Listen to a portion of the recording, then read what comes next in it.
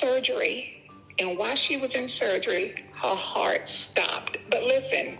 What? Yes. What do you mean before we left? Well, I kind of had talked to Mom about it. So much was going on. I didn't want anything to be in your way with everything going on. So I figured our last stop is Atlanta tomorrow. So I was thinking maybe I should go ahead and let you know now what was going on with her. Kathy, why would you keep something like that from me? Because how you acting now. What do you mean how I'm acting now? I'm acting now because you didn't tell me.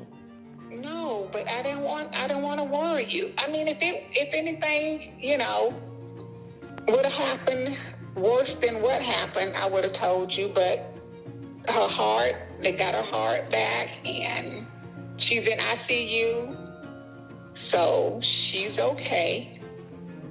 But I just wanted you to know.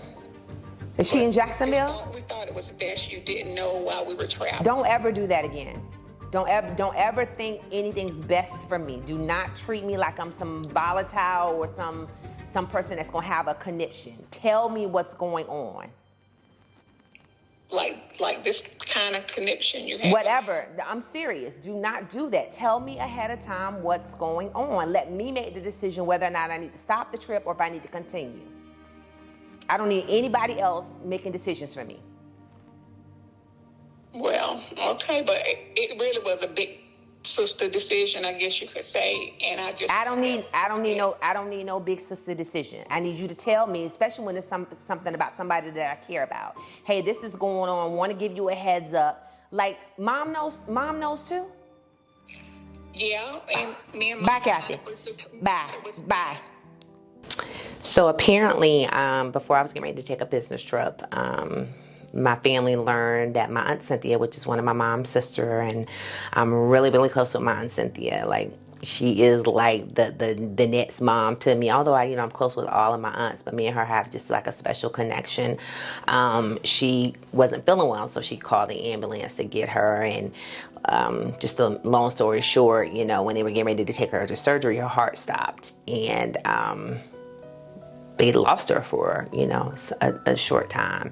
So my family has a family chat, but they talk too much, so I removed myself from the chat. And so I didn't know what was going on.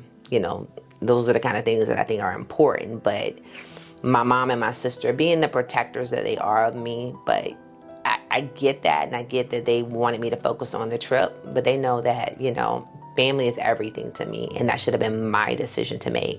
And if something would have happened to Aunt Cynthia and I would have found out that I could have been there, yeah, that wouldn't have went well. Mom, why did you tell me Aunt Cynthia was sick? I was gonna tell you. When?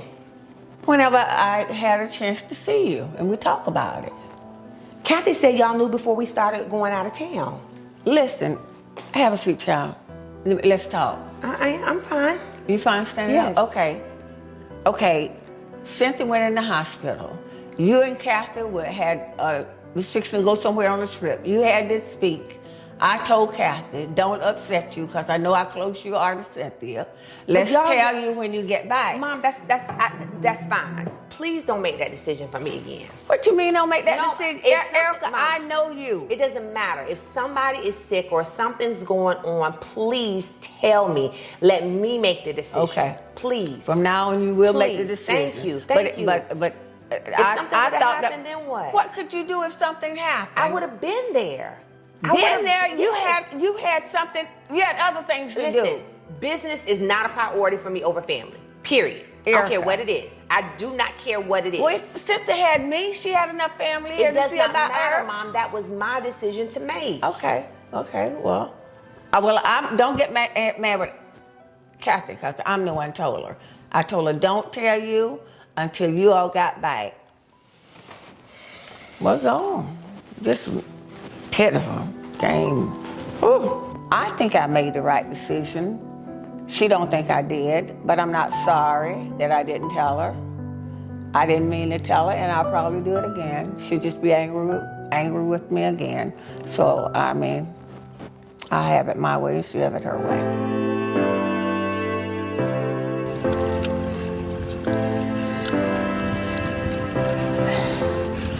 I don't know if I told you, this is where my goddaddy used to come. My goddaddy Jerome used to come fish.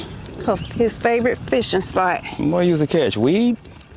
Oh, no. Sticks? He used to catch a lot of mullet. Mullet? That's not fish. That's like eating tuna or sardines or something. My G-Ma used to take that mullet and soak it in lemon and clean it real good. Didn't even taste like, ugh! So that's Didn't why taste like no mullet. that's why she crazy now, eating that messy fish. Okay, now watch your mouth now. So peaceful out here. Yeah, it is. It's really serene. Definitely miss my G-daddy. Yeah. Why you say that? I'm just saying, I'm still tripping off that you said they come fishing out here for those mudfish. Yeah. But, you know, talking about him, I just wanted to talk to you about, you know, all the loss and stuff that we both don't have, but you don't had a lot of loss lately in your family. Like Back how to you back. really, G-Ma asked me how you was doing, you know, based off the last loss your family had. Yeah. She was concerned about you, how you dealing with grief. It's hard. You know, I mean, grief is something that you never get over. People say you do, but you don't get over grief. I mean, because it's something that's with you all the time, and it never goes away. I know for me, I mean, it's just so much death that has taken place, like so much that I have encountered Yeah. that it's kind of like made me a little tough. Like now, you know, dealing with it because I don't dealt with so many. My mom, my brother, just everything that you dealing with, cousins, like it's like every year it's something. So I know people deal with grief in different ways. Like I sometimes think like maybe we just, you know, both need to go to, you know, counseling for it. You know, people don't talk about like going to counseling for grief and stuff like that. Like, Yeah. Well, it's a lot to unpack when you do go or decide to go, you know. is that something you would consider? I've done it before. Oh, I did it. really? Yeah, when my grandfather passed. I mean, I was on the brink of breaking, like completely giving up on everything. Like, that was my hero.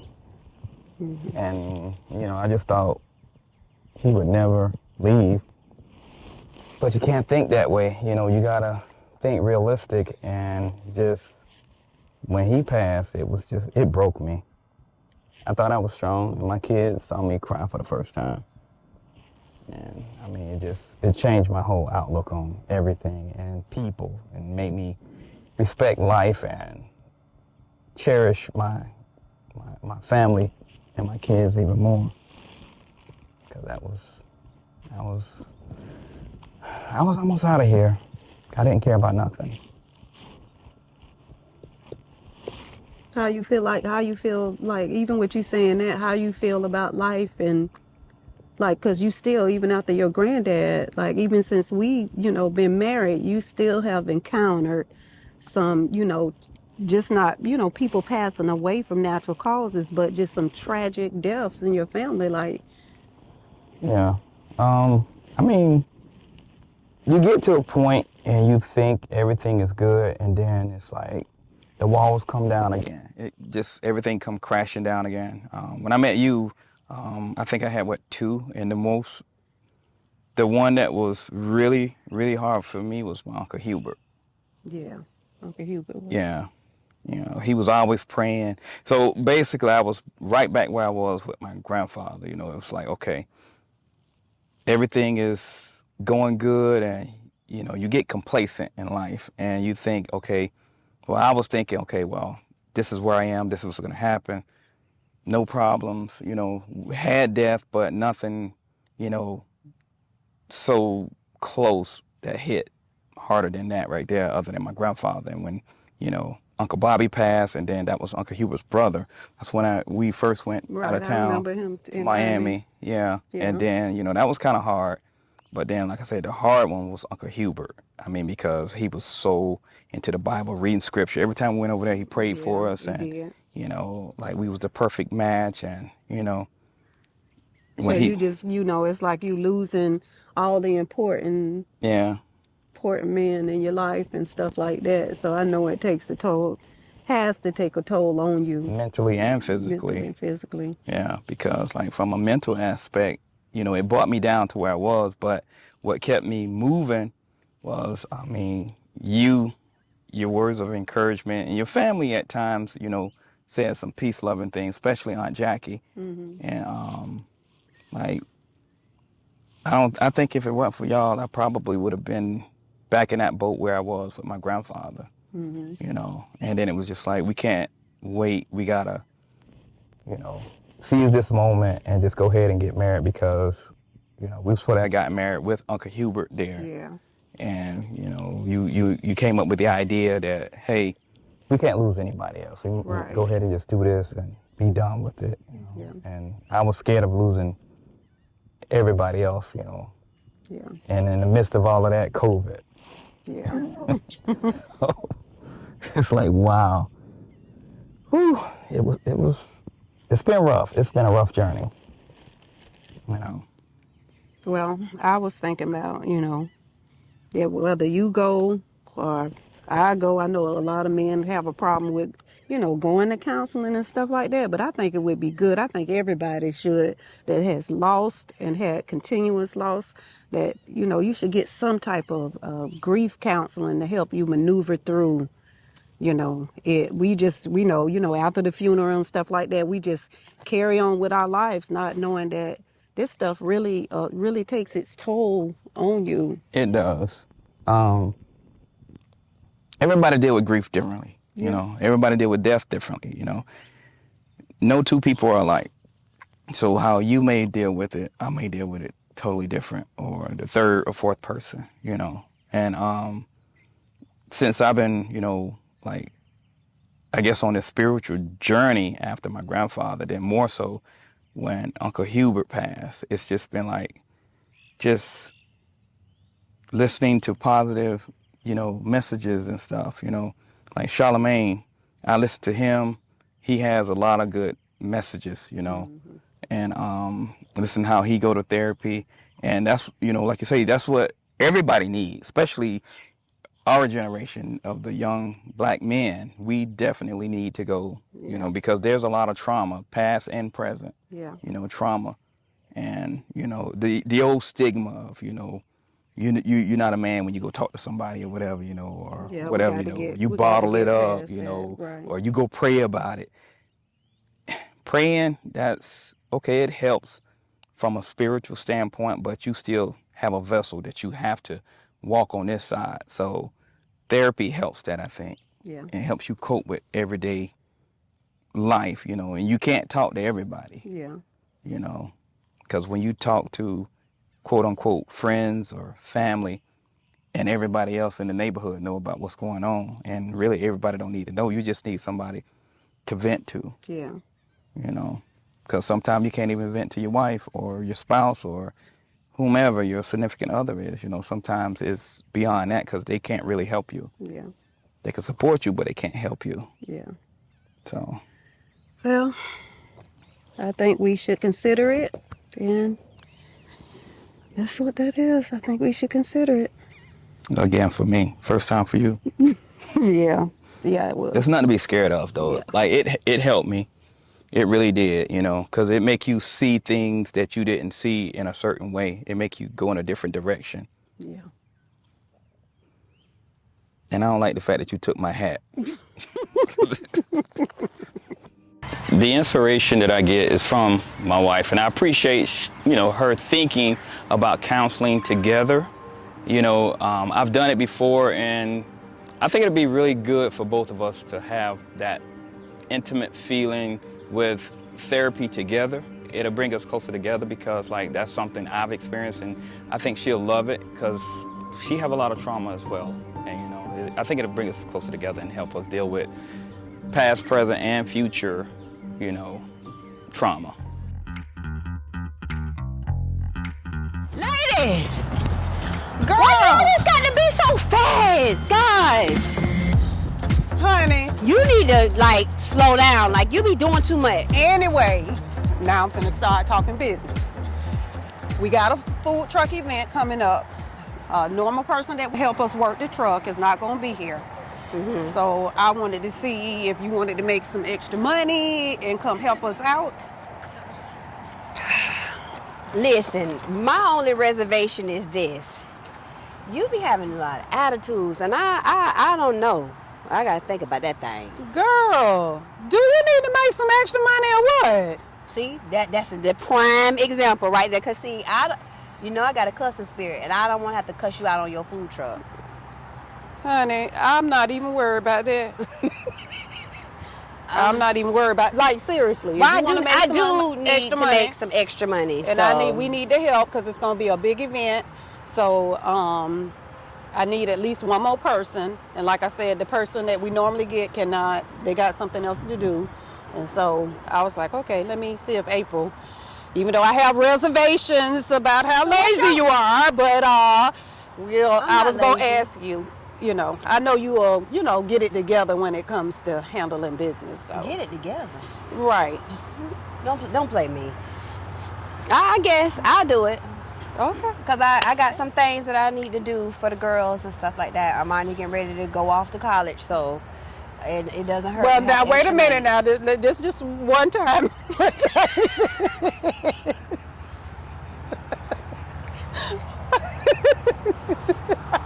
Girl, let's finish this one. Come on. Come on, girl. Let's go. Oh, now you want to run. Shut up.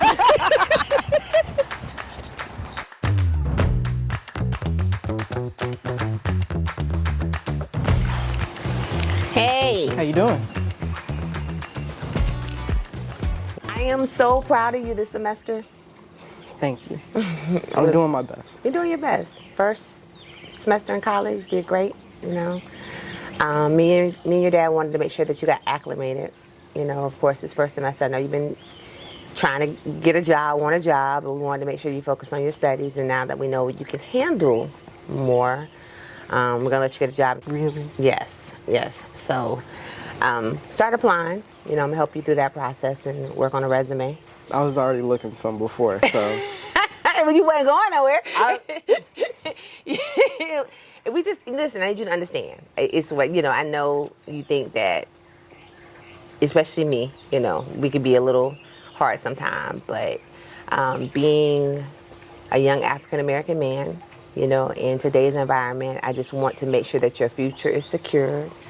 I got to be honest, like, you've been exposed to some things that, you know, a lot of young men that look like you have not, you know, and I want to make sure that your future is bright. And I've made mistakes. You know, I made tons of mistakes. And I always tell you, Nike, I never think we want you to be perfect or think that we require you to be perfect. You're going to make mistakes.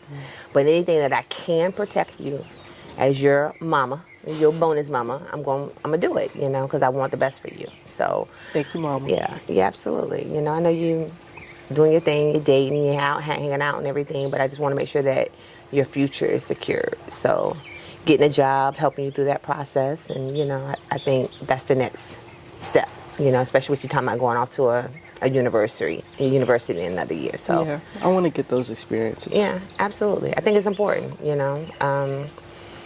But with the job process, we'll start on the resume. You scared?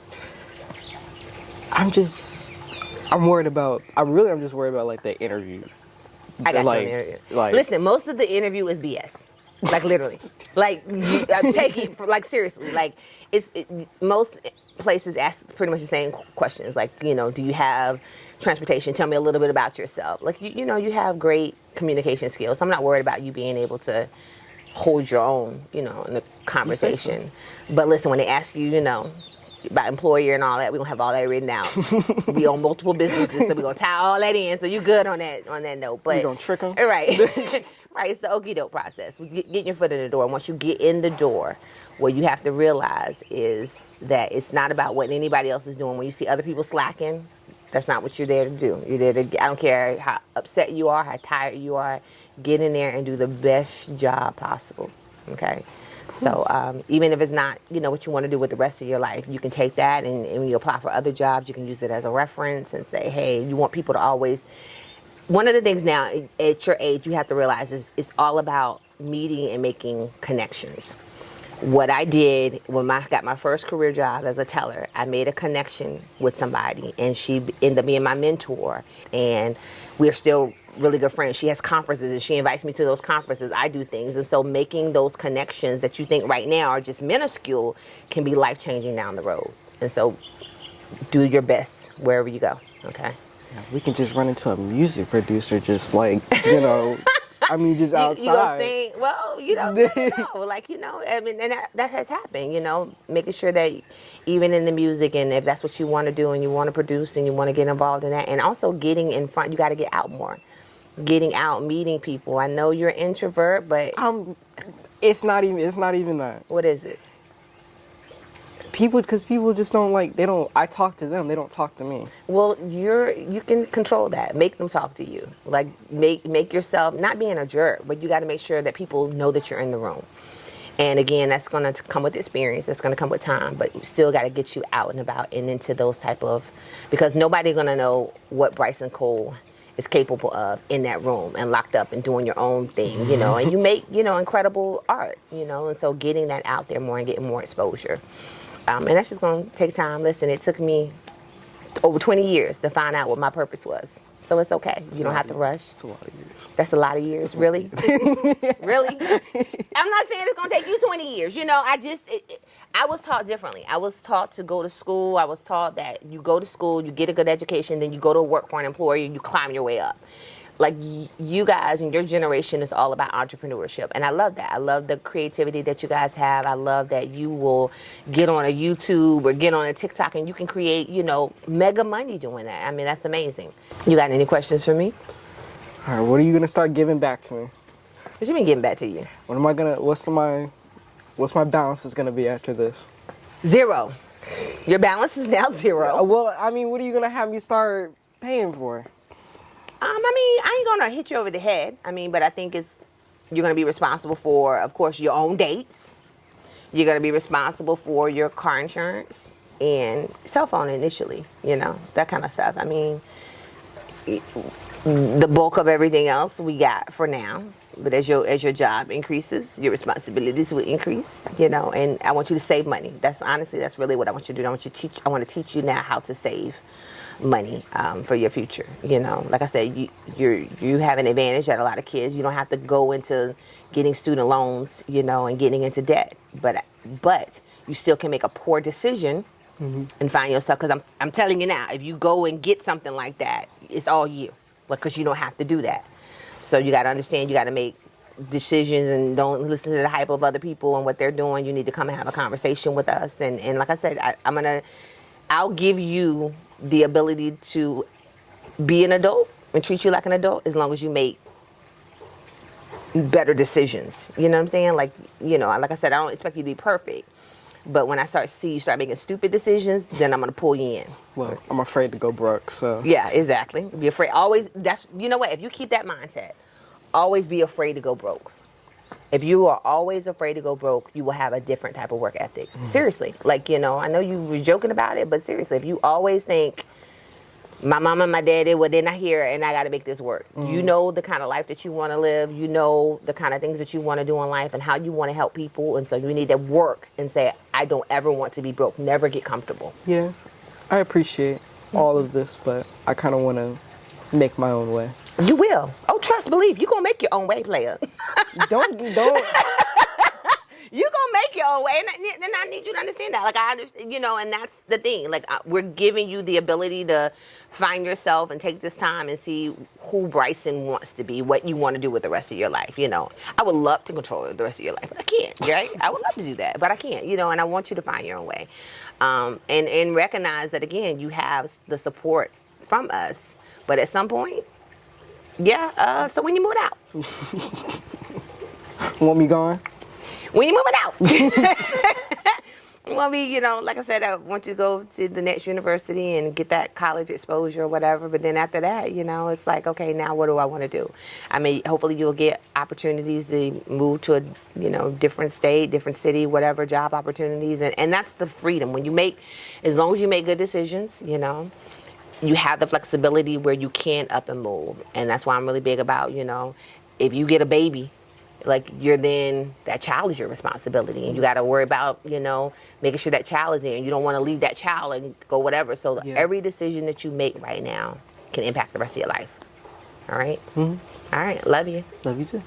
Next week on Eara's Girls. Mike, hush. Mike, we're for real. Hush. I'm here. It ain't play. Don't talk about my seriously, business. we're wasting time. You don't have family come on your truck. I didn't ask to come here. She asked me.